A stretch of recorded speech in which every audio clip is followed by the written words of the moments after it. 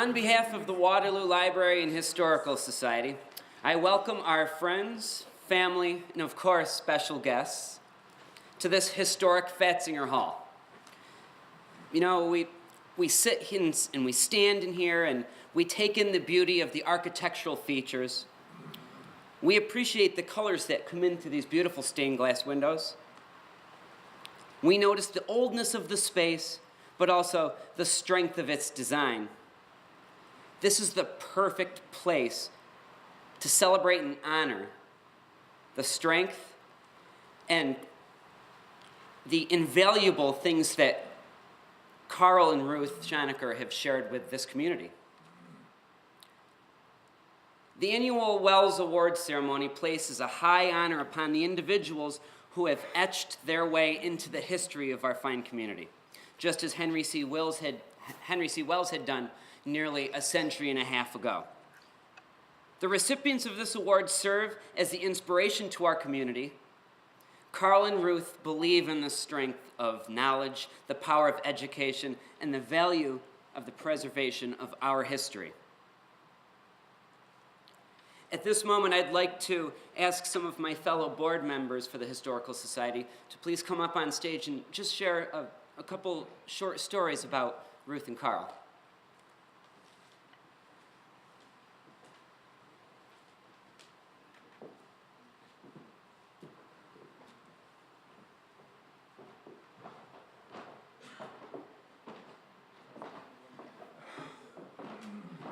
Hello, everyone. My name is Cindy Park Shields. I am the Executive Director of the Waterloo Library and Historical Society. I just wanted to share really quick. About 6 years ago, my mom and I were down at the Celebrate, Commemorate festivities, and we saw Carl and Ruth. Carl and Ruth taught my mom when she was in Romulus, and they always remembered her. It didn't matter where we were. They would always come up and they would say, "Hi, how are you doing? How is everybody?" Ask about her kids, and I happened to be there too. And so they're like, "Well, what are you doing?" And so I told them I was working on my master's degree at RIT in Art Gallery Studies and Tourism Planning. And Carl says, "You have to come with me. You have to come to the museum. Have you been to the museum?" I said, "Not since I was really little." And he said, No, you have to come down. We need you. You have to come." And I said, "Okay." He said, "Well, I'm working down at the Terwilliger, tomorrow. So you're coming down tomorrow, right?" "Yes, Carl." "I will be there." So he came down, he showed me around, gave me this awesome tour, and he said, you have to be here. You have to do this. You need to be a part of this. And I started doing an internship through college here, and from there on, I'm still here. So it's really because of the passion of Carl and Ruth that made me realize how beautiful this place was again. I had already decided I wanted to work and remember and be part of the Finger Lakes and promote the Finger Lakes and promote the area, but they reminded me how beautiful a place that we had living right here, right in front of us, and all the history and everything that was going on, and that this was where I needed to be. So I'm very thankful for them and how they've shaped my path in my career and my life now. So thank you.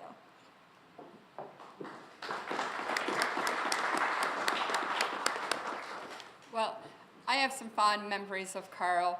When I'm the board president, and one of my favorite memories of him is when I first joined the board many years ago, before I had gray hair. We were sitting there one day and he said, at 80 years old, I decided I was going to get off the board and give somebody else a chance to get on the board. And he said, "But I missed it too much, and so I came back." And I sat there and thought, "Oh my heck, how old is he?" Because I had no clue. That was like, wow. But one of my favorite things, he always wore visors. He'd come to the meetings and he'd have a visor on, and I thought that was so cute. But he was also such a positive person, and he would always walk up and he'd say to me, "You're doing a good job, kid." And I love Carl, and I'm thankful and he loved Ruth so much, and you guys have been and are a blessing to the society, and we appreciate everything that you have done for us. Thank you so much.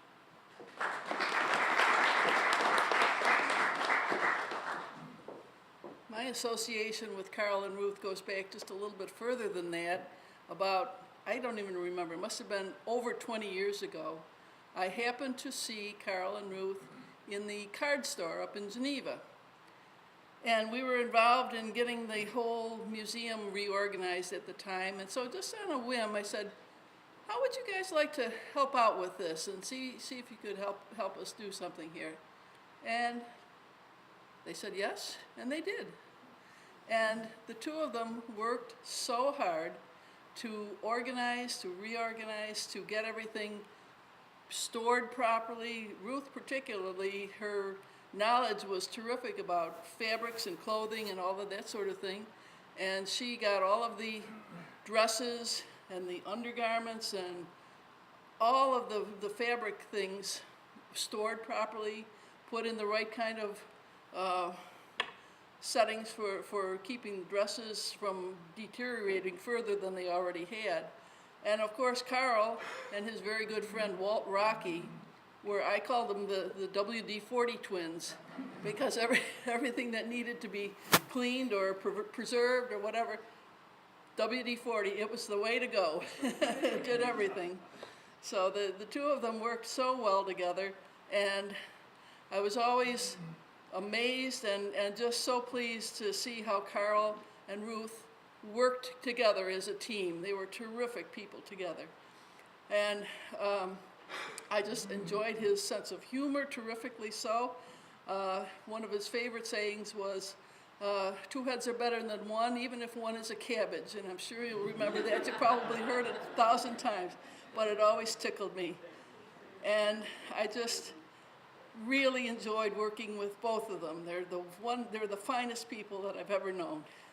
And I really appreciate having the opportunity to work with them.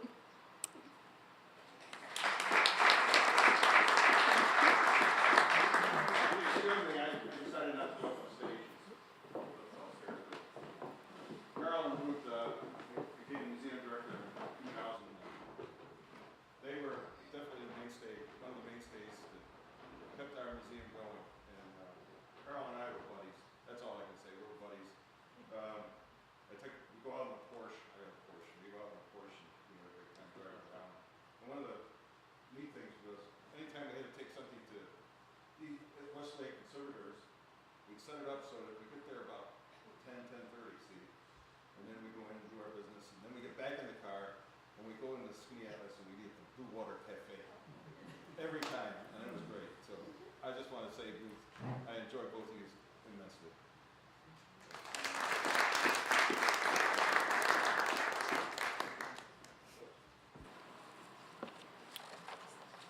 I have a plaque in front of me. It reads, the Henry C. Wells Award, presented to Ruth and Carl Schoenacker. This award is bestowed upon that citizen of Waterloo, New York, who embodies the character and commitment of the founder of Memorial Day, Henry C. Wells, toward the betterment of our community.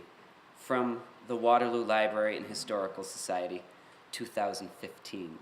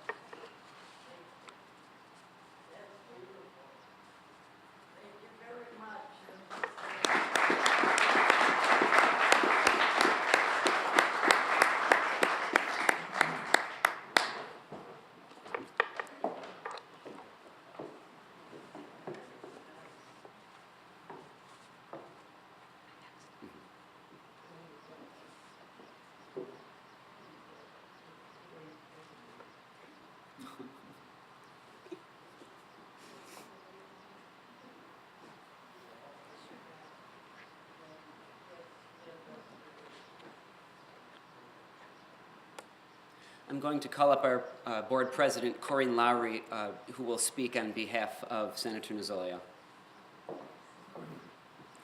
Ruth, Senator Nozzolio was not able to come tonight, but he had a few things that he wanted me to give to you. First, he has a letter for us. It says, Dear members of the Waterloo Library and Historical Society, friends and honored guests, although I am unable to join you in person for this evening, I want to extend my personal congratulations to Ruth Schoenacker and her late husband, Carl, as the recipients of the 2015 Henry Wells Award.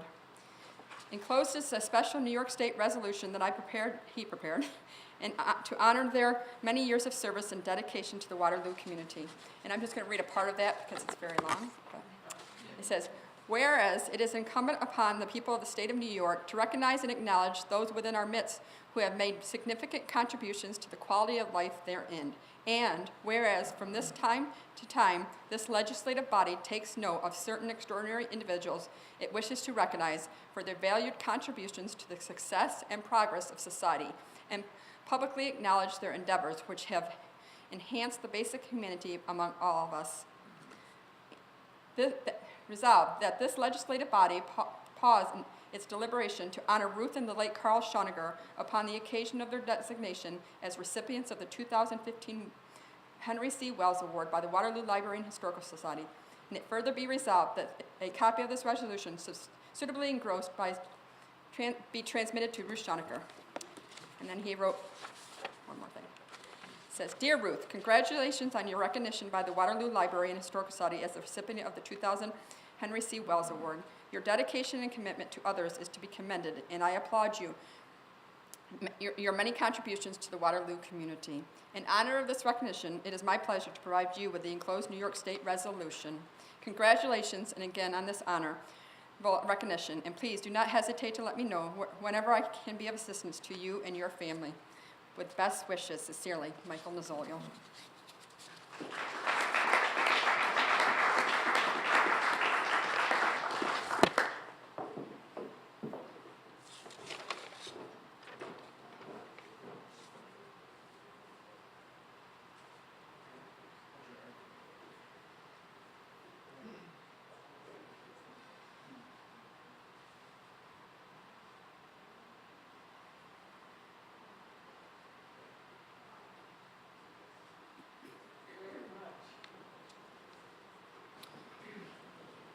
At this time, I'd like to welcome President Lincoln.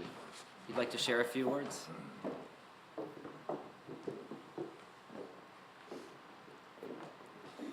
Well, it's a pleasure for me to have a moment to say something, although I must say I didn't have the pleasure of knowing you or your late husband.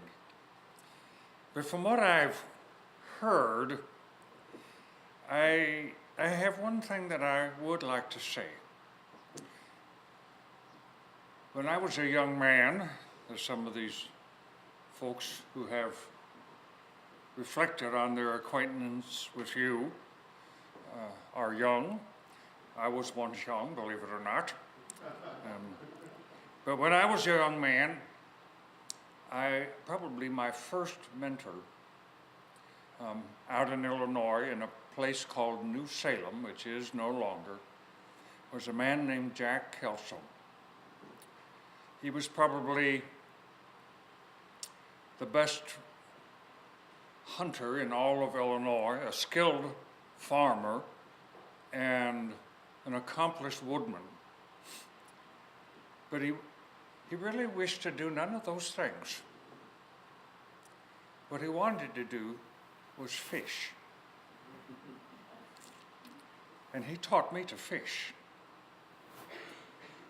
And I remember one thing he said to me once, many years ago, and I've never forgotten it. He said, Abraham, that's how he talked, any fool can make a living, but do they have passion? That's what gives breath to a man. His passion was fishing and Shakespeare. And well, not so much the fishing part, but I caught the passion for Shakespeare. And it's been many years since Jack Kelso disappeared. Nobody knows whatever happened to him. He's probably dead and gone now. And nobody remembers what he did. But nobody who knew him can remember who he was. And I think that may well apply to you from what I've heard, although that's not to say that you didn't do anything. But I think what will last is what people recall of who your husband and you were. In the midst of all of the doing, it was being that counted in the end. And I think that is why you have received this award, and that will, when we are all departed, be the one thing that remains. And so I wish to commend you, not so much for what you have done, but for who you were and who you will continue to be until the end comes for you. And I trust all of us will be inspired by Ruth and her example to continue to the end to be the best we can be. Thank you.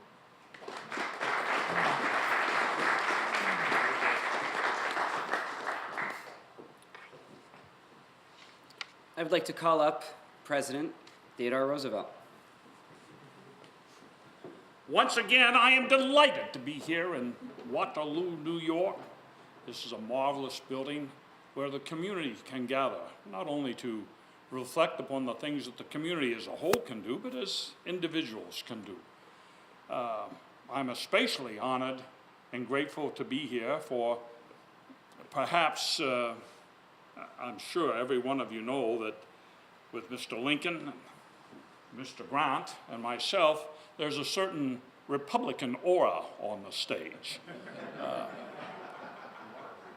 And I have to give a word of warning. That aura is so strong that those of you who haven't seen the light yet may be affected by it quite strongly, Mr. Dupre.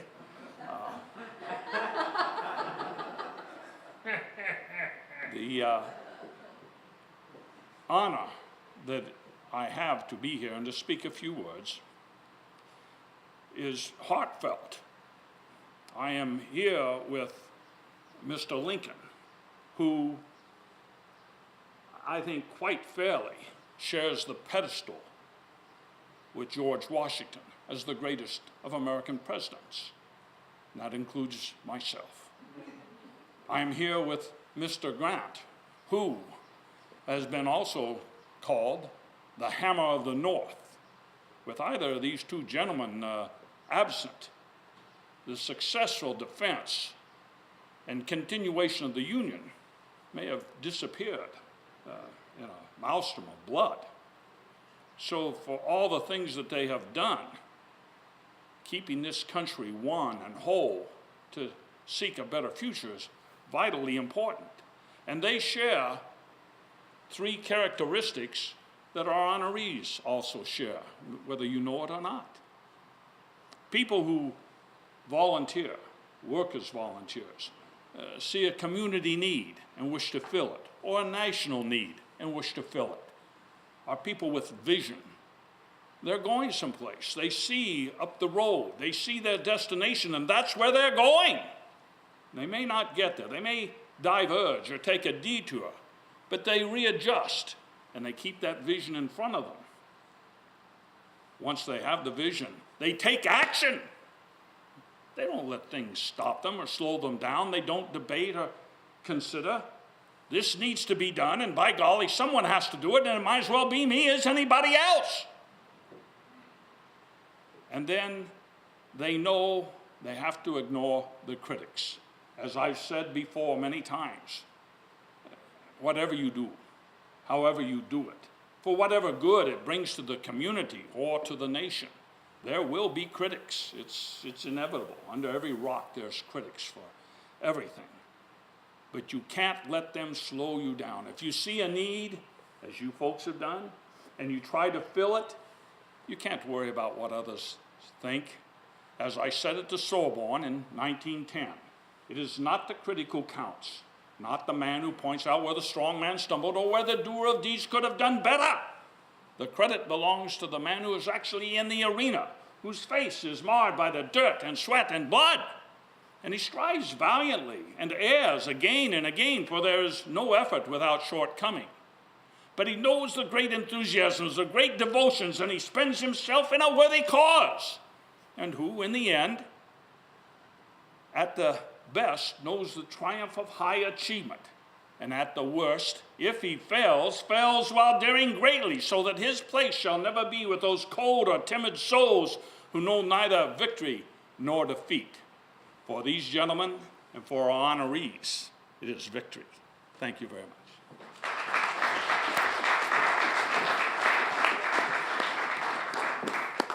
Thank you, gentlemen. That was wonderful. The award ceremony has now come to an end, but please feel free to continue the celebration downstairs. We thank you all for your continued support.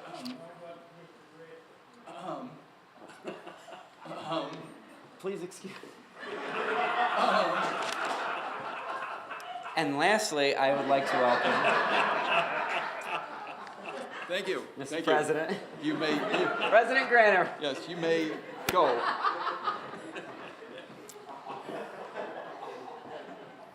Obviously a Democrat.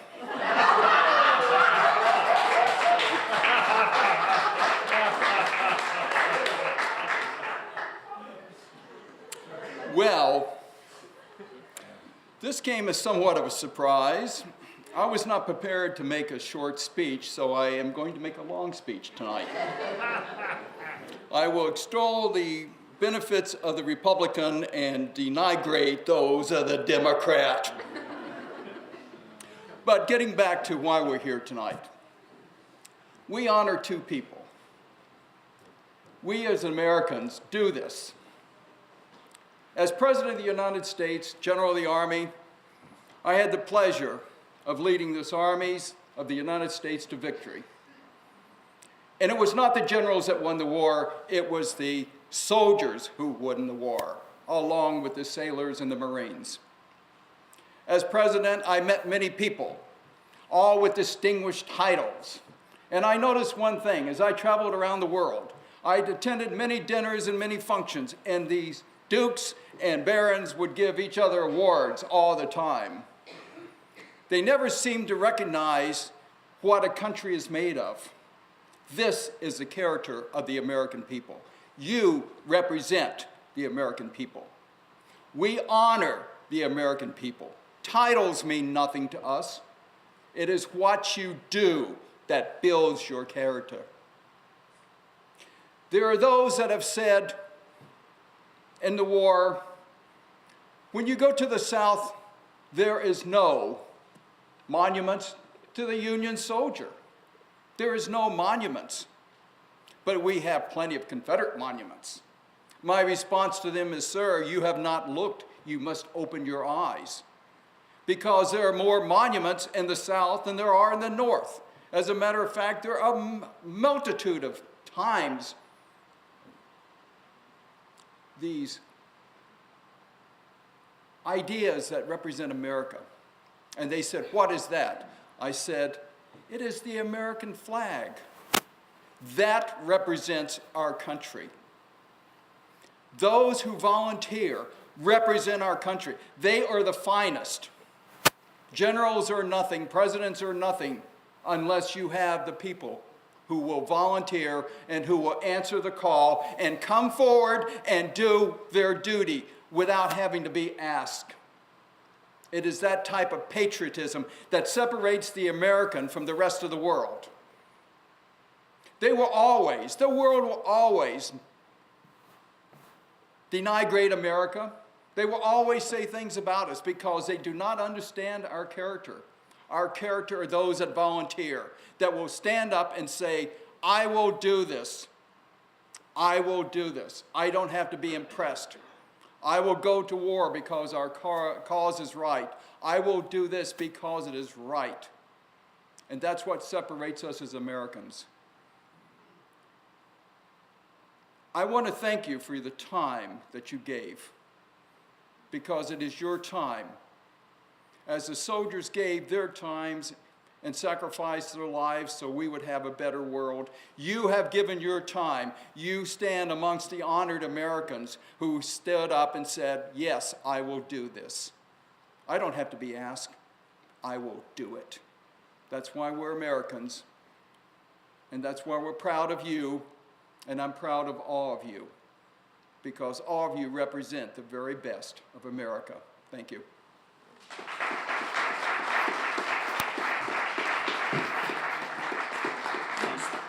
You can speak now. All right, my turn. We thank you all so much for coming tonight, and thank you for your continued support. And enjoy the festivities this weekend and the celebrations. At this point, you can go downstairs and